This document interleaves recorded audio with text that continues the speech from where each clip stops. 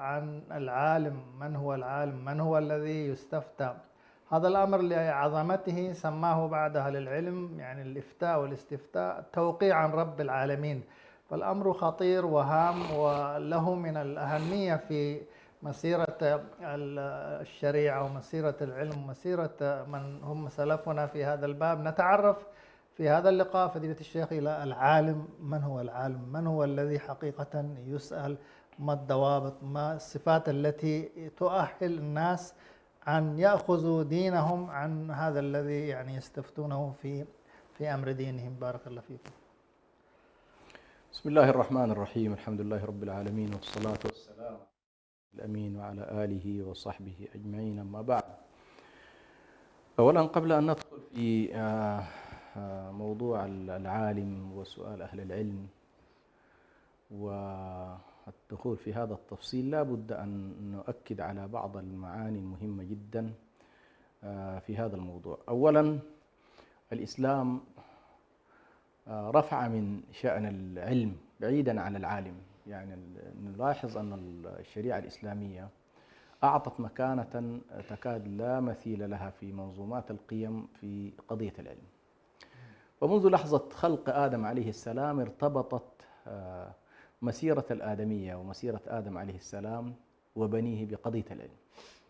عندما قال الله سبحانه وتعالى: إني جاعل في الأرض خليفة، قالوا أتجعل فيها من يفسد فيها ويسفك الدماء. قال: وعلم آدم الأسماء كلها. فلاحظ كيف أن آدم ارتبطت مسيرة خلقه بمسألة العلم، وارتبطت مسيرة نزوله إلى الأرض بمسألة العلم. لما قال الله سبحانه وتعالى: قلنا اهبطا منها جميعا فإما يأتينكم مني هدى. والهدى هنا هو العلم المنزل من الله سبحانه وتعالى وهو الوحي.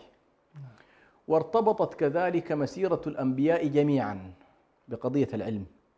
كل العلماء كل الأنبياء كان شعارهم هو: فاعلم أنه لا إله إلا الله. قضية العلم بالنسبة لهم كانت عظيمة.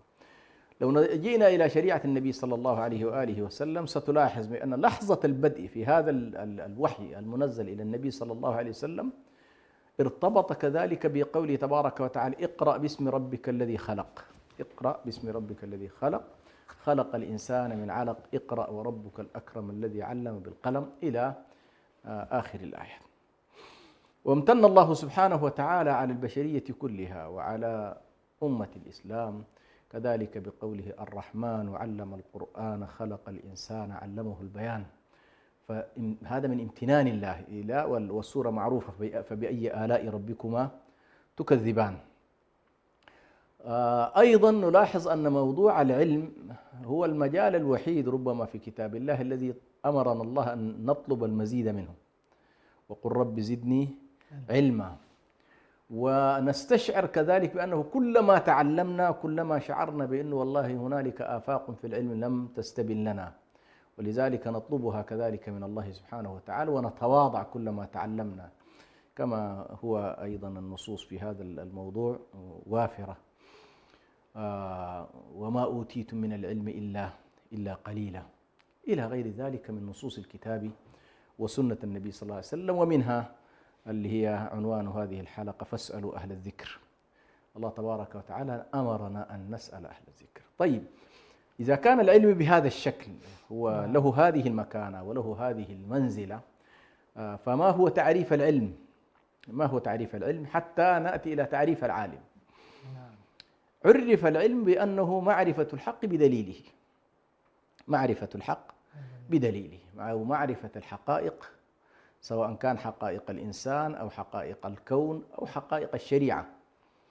يعني كل قضية علمية سواء كانت علما دينيا أو كانت علما دنيويا، تأسيسه عندما نقول يجب أن يكون علميا بمعنى أن يكون مبني على الحقيقة، وبناؤه على الحقيقة ينافي مجموعة أشياء. ينافي قضية الأوهام، وينافي قضية الأساطير، وينافي كذلك قضية الظنون، وينافي قضية الشكوك. هذه كلها ينافيها. لماذا؟ لأن العلم هو معرفة الحق، ولكن ليس معرفته فقط بل بأدلته، أي أنك تستطيع أن تكون قادر على إقامة الأدلة على ما ما تعتبره حقا أو ما تعتبره علما. هنا طبعا يسهل علينا بعد ذلك من هو العالم بهذه الصورة. هو الذي له القدرة على إقامة البينات والبراهين والأدلة على ما هو من حقائق الدين أو حقائق الطبيعة أو حقائق الإنسان. ويمكن أن يكون هنالك عالم في الفلك وعالم في الفيزياء وعالم في الكيمياء من خلال أنه عنده القدرة على إقامة الأدلة على العلم الذي يحمله.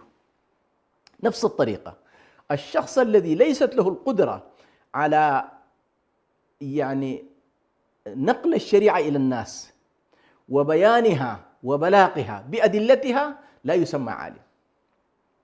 ده يعني التعريف المبسط، إن والله القادر على حمل الشريعة بأدلتها هو الذي نسميه عالما. يبقى بعد ذلك بطبيعة الحال التفاوت العلمي، هذا معروف طبعا. هنالك العالم مثلا الموسوعي الذي كان معروفا في التاريخ الإسلامي، تجده أصوليا وتجده فقيها وتجده مفسرا وتجده لغويا نحويا وتجده من عالم قراءات وتجده في علم الحديث متبحر. هذا العالم الموسوعي، هذا العالم الذي كان ربما في السابق كان الاشتراطات فيه كبيرة جدا. اليوم من الصعب جدا إذا أردت أن تنزل هذه الاشتراطات التي كانت في السابق ستجد فيها من الصعوبة بمكان، قد يكون والله نادر من يتصل بهذا. لكن تبقى ما بدأت به الحديث وهو قضية الاختصاص. اليوم علم الشريعة أو علوم الشريعة بحور ليس بحر واحد. فمثلا سيبقى هنالك شخص متخصص فيما نسميه بالشريعة، اللي هي الشريعة، كليات الشريعة تحديدا هي التي تعمل على تدريس مثلا أصول الفقه والفقه. هذا الشخص الذي يلج إلى هذا الباب ينبغي أن يكون متضلعا في معرفة أحكام الشريعة بتفاصيلها، عنده القدرة على الاستنباط منها، عنده القدرة على النظر فيها.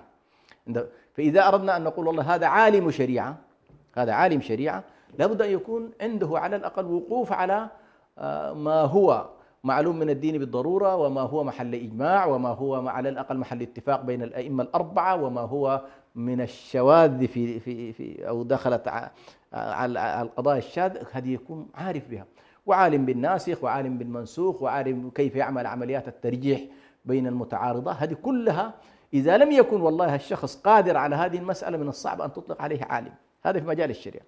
ستجد أيضا بنفس الطريقة عالم في التفسير وعالم كذلك في الحديث، شخص مثلا متبحر في علم الحديث سواء كان دراية أو رواية. وهكذا شخص ثالث مثلا هذا تخصصه له عالم في القراءات وله إلمام بها ويستطيع أن ينقلها نقلا فعلا متبحرا فيه.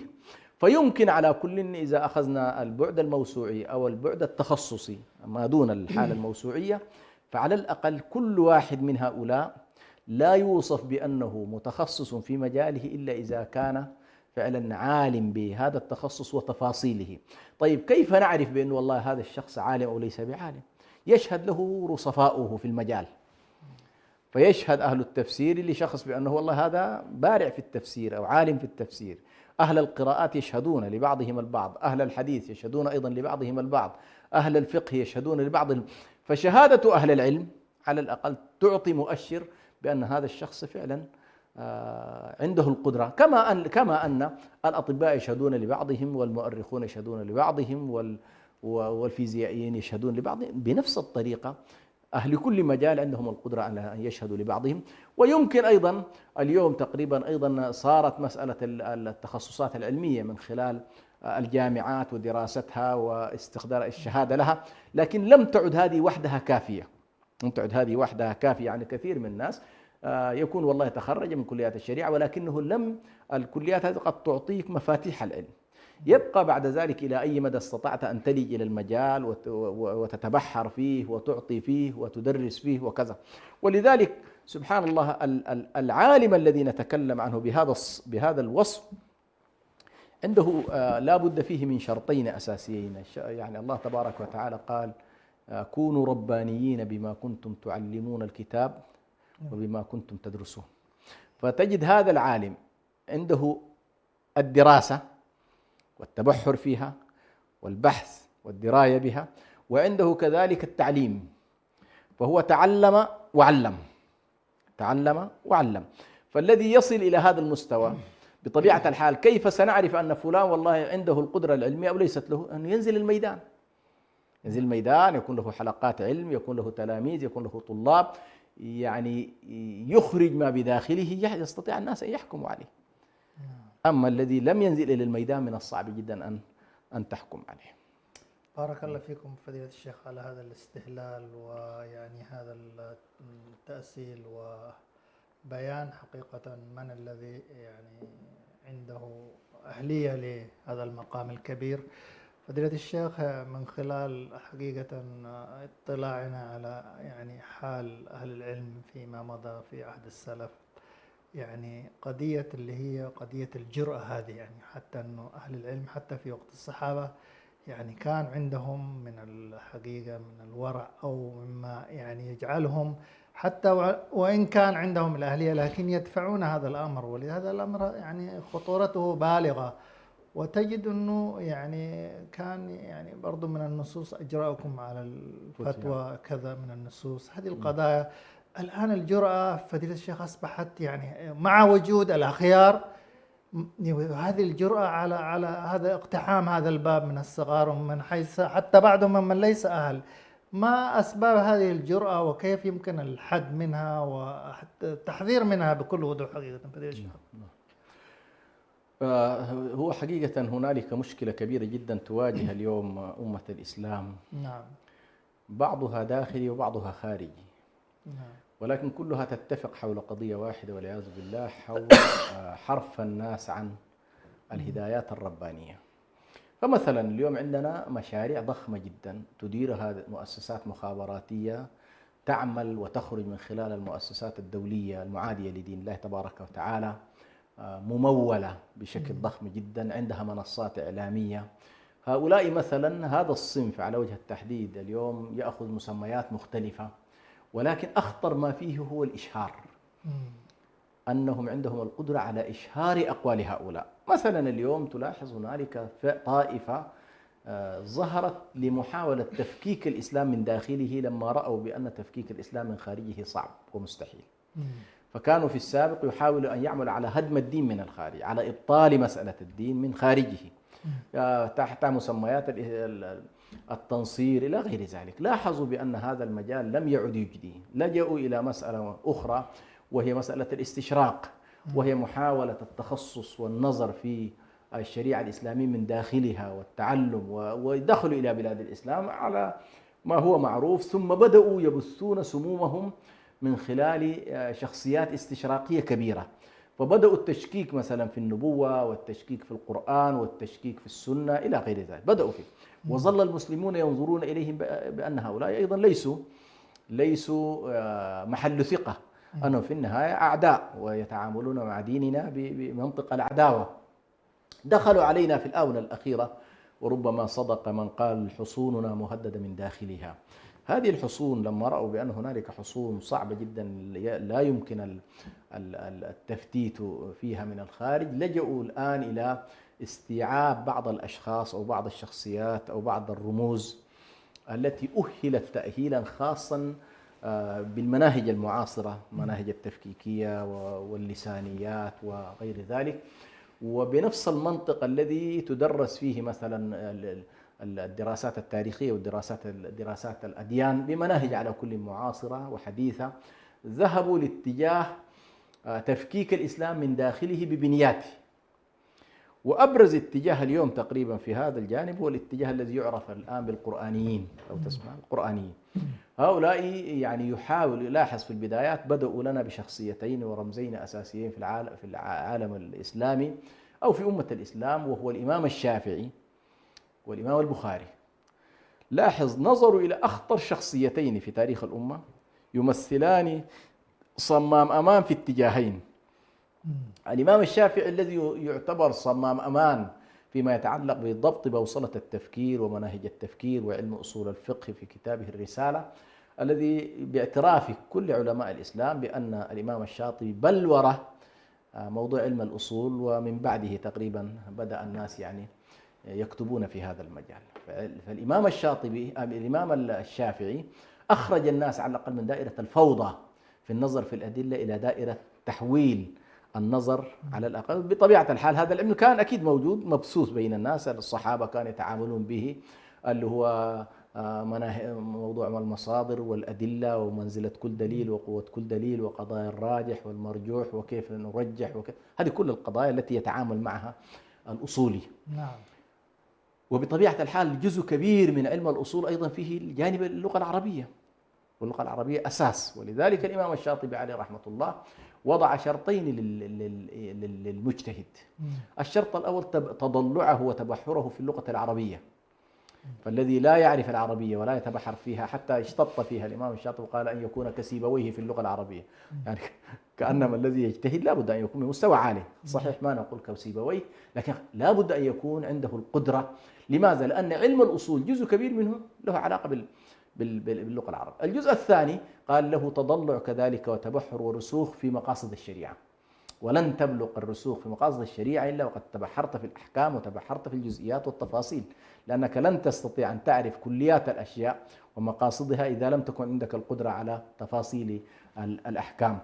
فالشخصية الأولى التي بدأت تهاجم ويراد لها أن تهد هو موضوع الهجوم على الإمام الشافعي. وحصل بعضهم كتب جناية الإمام الشافعي على الفقه أو جناية الإمام الشافعي على الإسلام أو كذا. الشخصية الأخرى هي شخصية الإمام البخاري، وهو إمام أئمة الحديث أو من أئمة الحديث الكبار الذين شهدت لهم الأمة بإجماع بأن هؤلاء احتلوا المرتبة عظيمة جدا فيما يتعلق بالتصحيح والتضعيف. فلما أرادوا أن يهدوا موضوع السنة هنا لم يدخلوا إلى القرآن، لأن الخطوة الأولى هو كيف تستطيع أن تفكك موضوع الحديث من خلال هدم موضوع الإمام البخاري، وتفكك بنية الأصول والفقه من خلال الهجوم على الإمام الشافعي. فإذا هدوا هذين الركنين تصوروا بأنه يمكن بعد ذلك أن يلجوا إلى ما وراء ذلك وهو القرآن الكريم. حقيقة الكلام هذا كان قبل 20 سنة الناس ما كانت تتصور بأنهم سيلجون إلى القرآن، لكن اليوم تقريبا وصلوا إلى مرحلة بأنه بصورة واضحة إنكار السنة النبوية. ولماذا؟ لأن السنة النبوية سبحان الله ضابطة بشكل كبير جدا لكثير مما تحتمله النصوص القرآنية. فما هو محتمل عند القرآن ستجده مثلا مقطوع به عند السنة، والبيان النبوي قاطع في ذلك وله قوته في الدلالة. وصلنا اليوم إلى نكران السنة النبوية، وصارت كثير من الناس يقول لك والله يا أخي نحن بس القرآن. فكنت أقول لبعضهم في المناقشات طيب هل أنت تعطي النبي عليه الصلاة والسلام حق القراءة كما تعطيها الآن لنفسك؟ هو يريد ماذا؟ يريد أن يفصلك عن السنة. إذا فصلك عن السنة ينقلك بعد كده إلى قراءته هو، قراءته بالشكل الذي يريد. وكل واحد فيهم لهم قراءة، كل واحد له قراءة، ليسوا على حالة واحدة، لأنه ولو كان من عند غير الله لوجدوا فيه اختلافا كثيرا. ومن الدلالات ومن الأشياء الغريبة قبل كم يوم أسمع في واحد منهم قال له كم أركان الإسلام؟ هو طبعا لا يؤمن بالسنة، ينكر. قال له 1 ولا 3 ولا 5؟ قال له 1. إيش هي؟ هذا الركن الأساسي في الإسلام. قال أن يسلم المسلمون أن يسلم الناس من لسانك ويدك. هل هذا هو ركن الإسلام الأوحد؟ قال هذا هو. طيب الحديث الذي يقول فيه النبي صلى الله عليه وسلم أركان الإسلام، لا، قال هذا ليس صحيح كده. فلاحظ إلى أي مدى وصلت الآن الجرأة كما تفضلت، ومحاولات في السابق كنا نتكلم في الفقه، الآن نحن دخلنا إلى عمق القرآن الكريم ومحاولات تفكيك المفاهيم التي ورثها المسلمون وعملوا بها 14 قرن وظل المسلمون فيها على اتفاق، منها ما هو معلوم من الدين بالضرورة، ومنها ما هو محل إجماع بينهم، ومنها ما هو محل توافق إن لم يكن إجماع كما هو اتفاق الأئمة ال4، ومنها ما هو عرف فيه القول الراجح على الأقل في سياقه الكلي، وعرف فيه القول الشاذ. هذه كلها يريد أن يهدمونها حتى تتحول الأمة إلى قراءات سائلة، وهذا نفسه مقصود عندهم.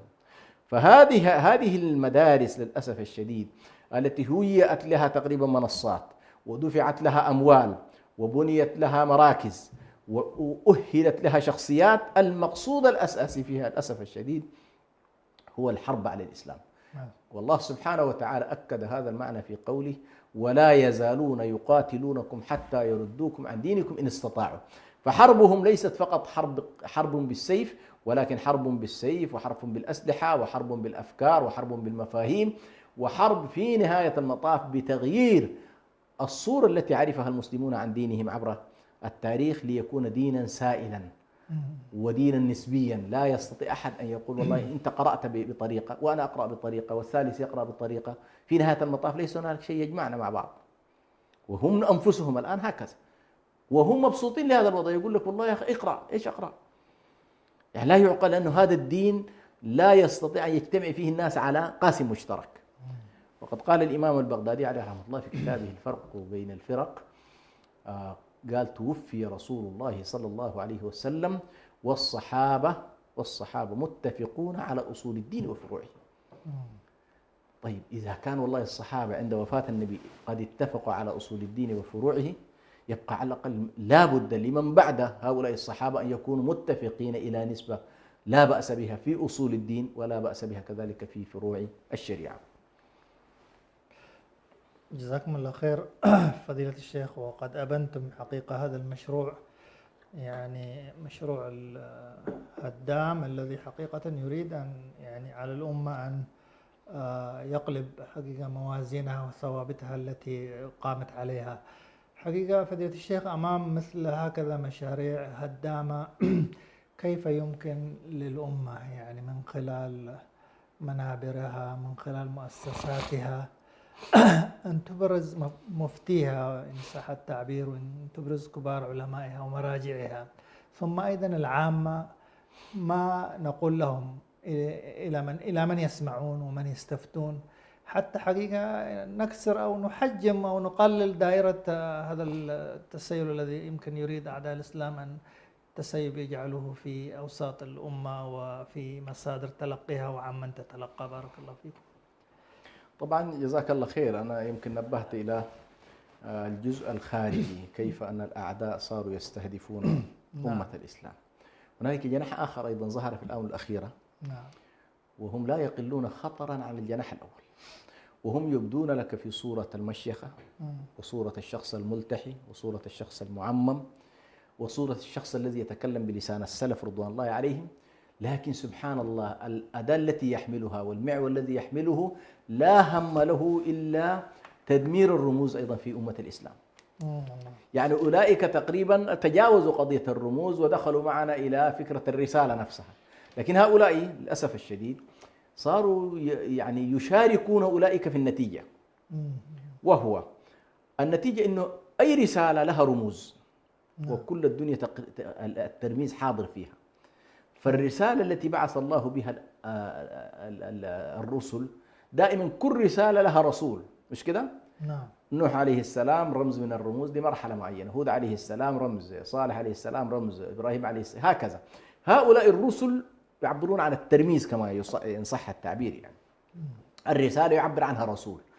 ولذلك أمنا عائشة رضي الله عنها، ليش فكرة الترميز مهمة؟ لأن الرسول أو هذا الرمز يعبر عن الرسالة في صيغتها العملية. لما سئلت عائشة رضي الله عنها عن خلق رسول الله صلى الله عليه وسلم قالت: كان خلقه القرآن. نعم. كان خلقه القرآن. إذن عندما أنظر إلى الرسول في شخصيته في أخلاقه في أقواله هو ترجمان القرآن في الواقع العملي، كأنما تنظر إلى القرآن يمشي على الأرض. ثم يرث بعد ذلك العلماء الأنبياء. نعم. يقول النبي صلى الله عليه وسلم: يحمل هذا العلم من كل خلف عدوله ينفون عنه تحريف الغالين وانتحال المبطلين وتأويل الجاهلين. إذا من يحملون رسالة الله سبحانه وتعالى وينفون عن هذه الأشياء الثلاث هم العلماء. ولذلك النبي صلى الله عليه وسلم يقول: إنما العلماء ورثة الأنبياء. إنما الأنبياء لم يورث الأنبياء درهما ولا دينارا، ولكنه ورثوا العلم.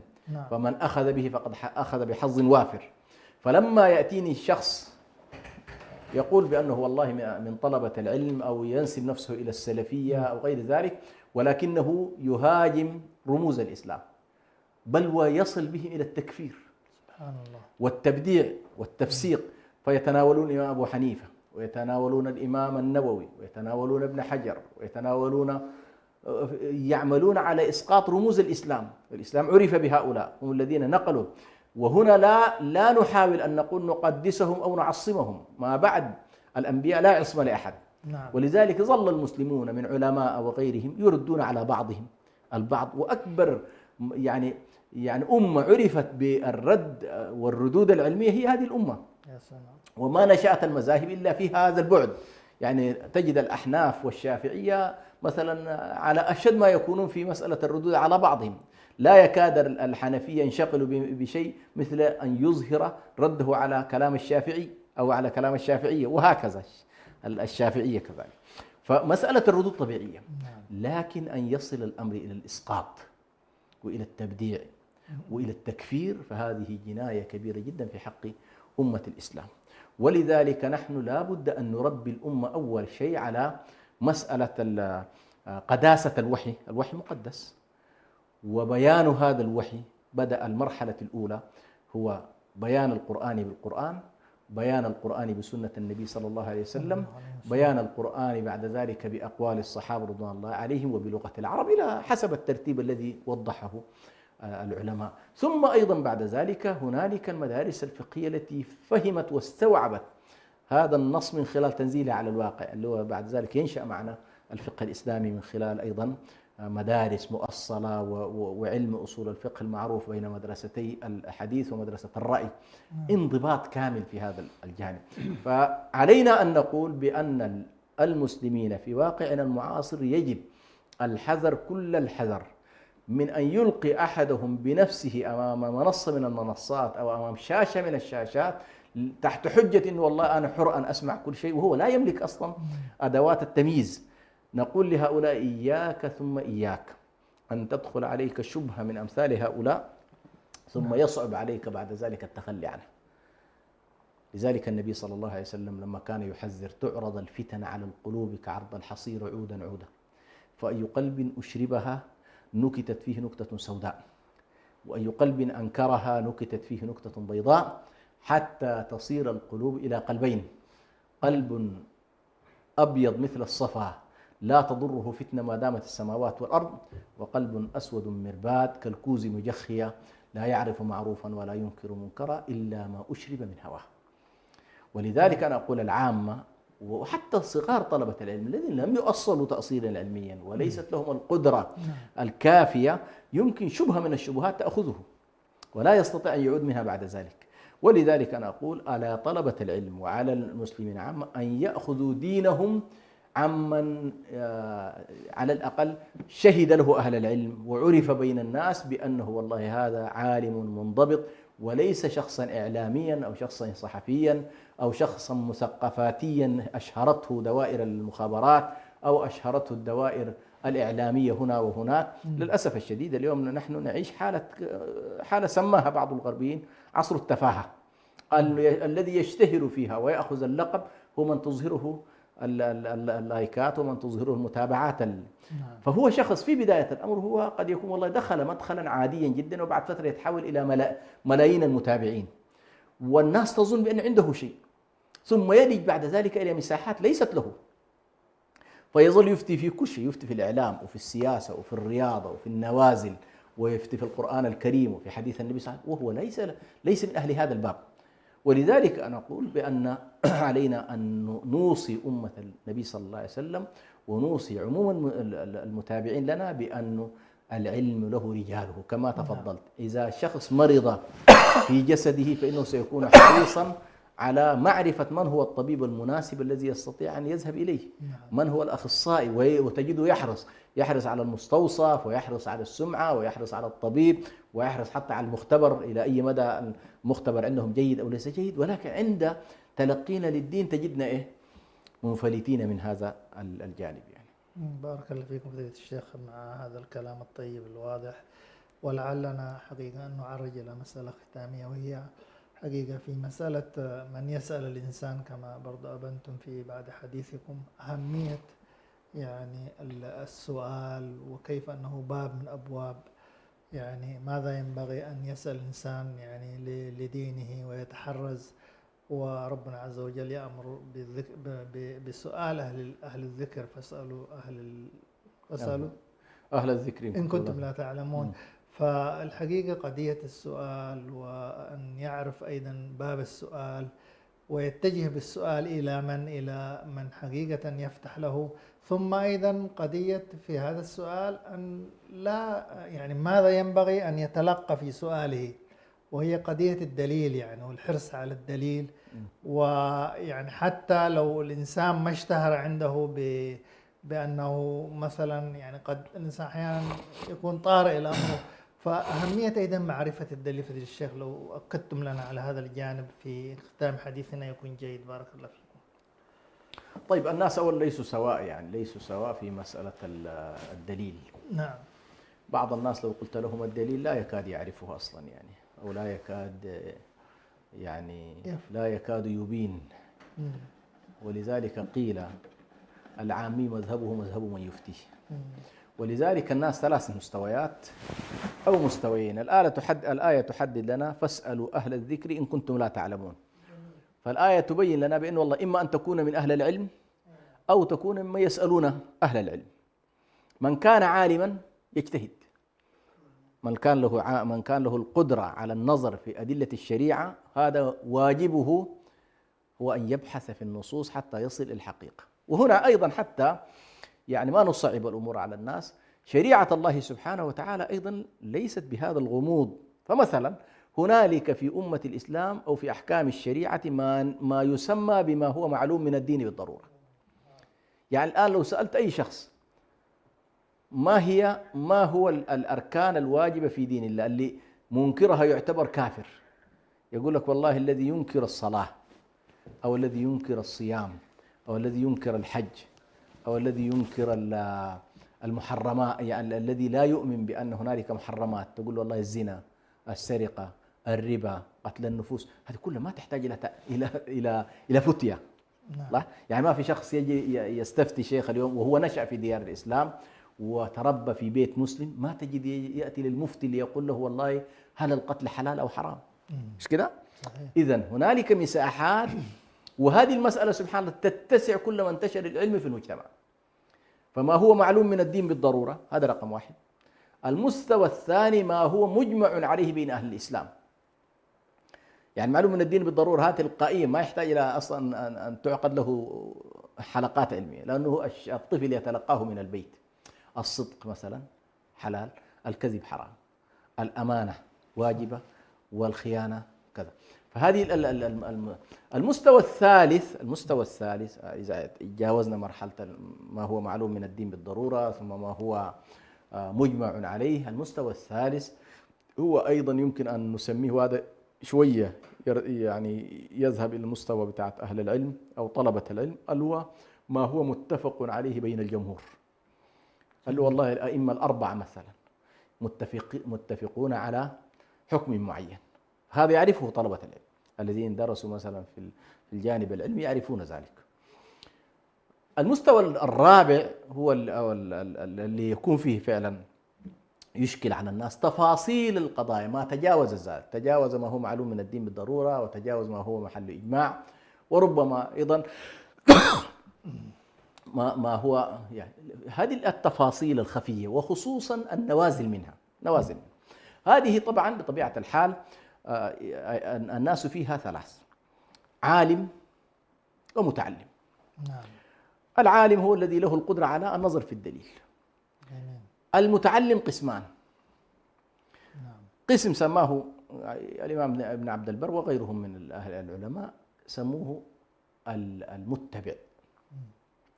المتبع هو الشخص الذي أوتي مساحة من العلم، عنده القدرة النظر في أدلة الأحكام وفي أقوال العلماء. هذا نقول له لا حرج أن تسأل العالم عن دليله، لأنك لست مقلدا. المستوى الثالث سأتي إليه، لكن هو هذا المستوى تحديدا، المستوى الذي مثلا هذا المستوى الآن أنا مثلا أصنف فيه خريجي كليات الشريعة، لاحظت، أو من حضر شيء من الدكتوراه، حضر شيء من الماجستير، يمكن لهؤلاء أن يكون لهم القدرة على أن يفاضلوا بين الأدلة، أن يرجحوا بينها. فهنا لا بد أن يسمع الدليل. ويحرص قدر الإمكان ألا يكون مقلدا، أن الشريعة تذهب بك عن دائرة التقليد، هي تريد أن ترتقي بك عن دائرة التقليد، هي الدائرة الأدنى، والشريعة تريدك أن تذهب إلى المعالي في التعليم، المعالي في التربية، المعالي كونوا ربانيين، مش كده؟ طيب هذا طالب العلم الذي نتكلم عنه يجب أن لا يكون أسيرا لرؤية مذهبية أو أسيرا لتقليد أو أسيرا للآبائية أو أسير لأنه والله المنطقة التي نشأ فيها أدلتها تقوم على، لا، خليه يسأل عن الدليل. وهذا الذي نتكلم، قل هاتوا برهانكم، لا حرج أن يقول بأدب وباحترام ودون محاولات اختبار العالم، أن يسأل عن الدليل حتى يعرف ما أخذ. النوع الثالث هذا نقول له أنت مقلد. ما حكم المقلد؟ المقلد قالوا بأنه يذهب إلى العالم الأورع والأوثق، إذا ما يعتقد أن هذا الشخص عالم، هذا هو شخصية ورعة، هذا وأحيانا بعض البسطاء لا يستطيع أن يميز، فكيف؟ فغالبا يقولون مثلا بأن يشهد أهل بلد ما بأنه والله فلان عالم فيذهب إليه، لا يذهب إلى الصغار. أو والله لا، دولة مهتمة بالعلم مهتمة بالعلماء لا تبرز في دوائر إفتائها إلا من تمكن من العلم، بعيدا عن الفساد الذي انتاب أخيرا المؤسسات العلمية للأسف الشديد من خلال الأنظمة الفاسدة. لكن إذا افترضنا أن والله في مؤسسات علمية ورعة تخشى الله سبحانه وتعالى، نقول له اذهب إلى مفتي البلد واسأله عن ذلك. لا والله هنالك إشكالات في هذا الاتجاه، يمكن أن تذهب إلى من يشهد له أهل المنطقة من الأخيار، من العدول، من الذين والله يثقون مثلا بالعلماء، فهؤلاء أدلاء يمكن أن يدلونك على من هو الشخص الذي يمكن أن يصلح في هذا المجال. وهذه طبعا تختلف بطبيعة الحال، قد يكون بعضهم عندهم ما شاء الله قدرة كبيرة جدا في الإفتاء فيما يتعلق بالشعائر، في قضايا الصلاة والصيام والزكاة وكذا، لكن ليست له القدرة في أبواب المعاملات. واحد آخر ما شاء الله تخصصه هو الفتية في أبواب المعاملات وخصوصا النوازل. بعض الناس اليوم حتى لو درس فقه المعاملات لكن عنده مشكلة في أنه لا يستوعب فقه النوازل الاقتصادية، اللي ما يتعلق اليوم بقضايا البنوك ومعاملاتها وقضايا العملات الرقمية وإشكالاتها وقضايا الشركات وإلى غير ذلك. هذا نفسه اليوم صار علم وفن يحتاج منا إلى معرفة. فهذا الذي نقول للناس تعرف على المتخصص فيه. يعني أنا الآن مثلا مع أني خريج كلية الشريعة لكن تشكل علي قضايا لها علاقة بالاقتصاد والمال لأن ليس تخصصي الدقيق مثلا، فعندي شخصيات أرجع إليها، لا أفتي في مسألة إلا إذا اتصلت بفلان الفلاني الذي هو أعرف قدرته وأعرف كذلك ما شاء الله تخصصه في هذا المجال، اطمئن إليه وأسأله. فأنا أقول المسألة إذا تعاملنا معها كدين وأن هذا الدين يحتاج إلى أن نأخذه بقوة، يعني الله سبحانه وتعالى أمرنا أن نأخذ الكتاب بقوة كما أمر يحيى عليه السلام، يا يحيى خذ الكتاب بقوة، وموسى عليه السلام أيضا خذوا الكتاب، يا بني إسرائيل خذوا الكتاب بقوة. فالقوة أهم شيء فيها أن تأخذ العلم من أهله وألا تجاسف في دينك فتقع في إشكالات، نسأل الله العافية والسلام.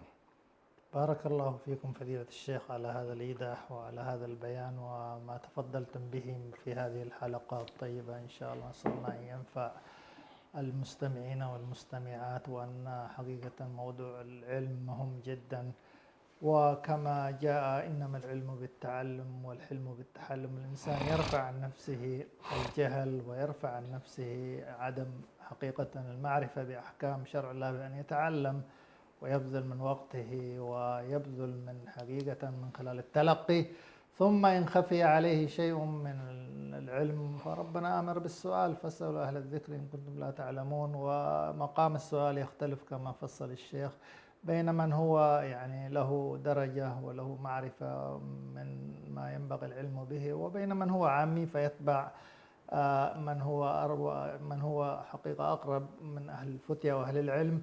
نسأل الله سبحانه وتعالى أن يفقهنا في ديننا وأن يعلمنا ما ينفعنا، ونسأل الله سبحانه وتعالى حقيقة أن نعرف من نسأل، ونعرف أيضا هذه الهجمة الشرسة التي تستهدف حقيقة بنيان العلم الشرعي وبنيان أصالة الأمة ويعني مقوماتها الرئيسية في السنة وفي غيرها. في هذا الوقت إن شاء الله نستودعكم ونأمل أن نلتقي معكم قريبا في الأسبوع القادم. نسأل الله سبحانه وتعالى أن يحفظكم جميعا، والسلام عليكم ورحمة الله وبركاته. اللهم Mm-hmm.